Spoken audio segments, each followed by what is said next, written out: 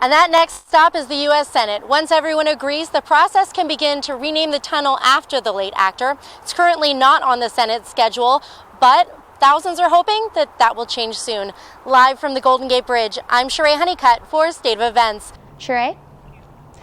Thanks, Ashley. The Lexington Reservoir is considered critically low. In fact, where I'm standing right now should be underwater.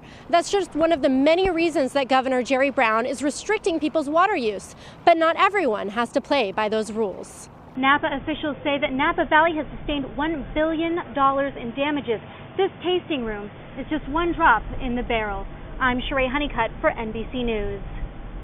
With less than 10% of book sales being physical books, the Prelingers say that ebooks have an important place in media. However, there's something special about holding a real book. The doctor says the worst time for pets is in the spring through the fall, and that's because the plants turn from a green color to brown. They become more coarse and dangerous. They break apart very easily. The doctor says with California's extreme drought, she only expects to see more and more foxtail injuries this year. Coming up on State of Events, I'll show you why I'm dancing with a robot. After the woman fell for the scam, they went around to several banks just like this one, withdrawing thousands of dollars from her own life savings. And when she gave the money over to them, they took off with it, and she was left with nothing. With hundreds of wishes every year, Vanessa says there's no way for them all to come true, but it gives people an opportunity to share their hopes for the future. A woman was driving down Lake Street when her car hit a piece of cracked asphalt just like this one. And then everything crumbled in, almost to the size of some San Francisco apartments. It just wasn't fair, and no one was doing anything about it. Sophia Ruiz is 15 years old and just a sophomore at Miramonte High School in Orinda. In January, she made a bold move to expose an online database sharing naked photos of young women and underage girls. She wrote an article for her school's online newspaper entitled La Miranda Nudes Dropbox Must Come Down. And thanks to her article, it did. This is Dropbox. The site allows users to share information through the cloud. As long as you have the account's information, you can share, view, and download the files with anyone, which means the reach of these photos is endless. The name of the Dropbox site was called Like Playing Cards, where local police say teenage boys were collecting and sharing the images.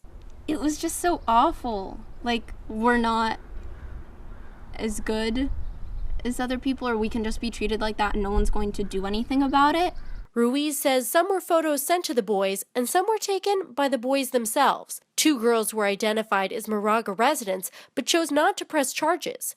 Orinda police say the photos are now in the hands of the Center for Missing and Exploited Children. They want to make sure that the photos can't be tied to any of their cases. Sophia says taking down this site is just part of a bigger issue. And that's not okay, and that's something that needs to change because it's not just our community, it's all over the world. Women are objectified and seen as inferior, and people think they can do this without repercussions, and it's not okay. In Orinda, Sherae Honeycutt for State of Events. I'm here at Mindy Lim's vocal studio here in San Francisco, somewhere that's no surprise you would find a piano. But earlier this week, I happened to find one in quite a peculiar place.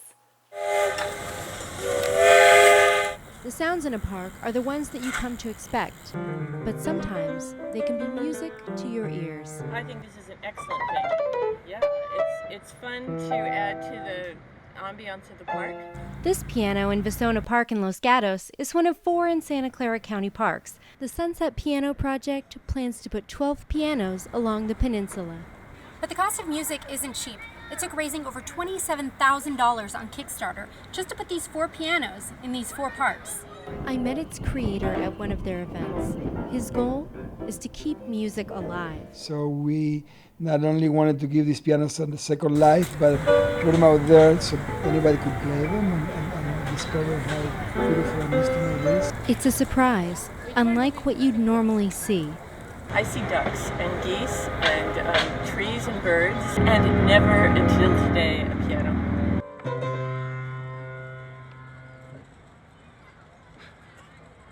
Ta-da! Sunset Piano is still working to get 8 pianos out on the peninsula. And after that, well, they tell me they've got their eye on the Great Wall of China. In San Francisco, I'm Sherae Honeycutt for State of Events. Back to you in the studio.